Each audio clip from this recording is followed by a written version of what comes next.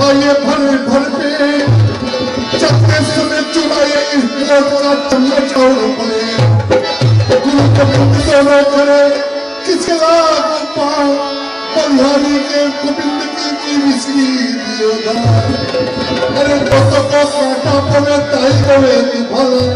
अरे वो भी साला समझेगा कि पड़ा किसी के पाला कल चुप में आके सबके मिली धार ना जाने किस भेष में रामेश्वर मिला सबका कहता सब कहे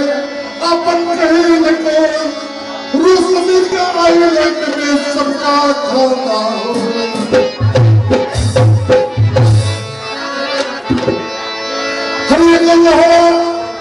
एक लोहरा के सौ सुनार का कदी एक लोहरा के सौ सुनार का कदी तो सिरवा के आगे सियार सिरवा के आगे सियार सिरवा के आगे सियार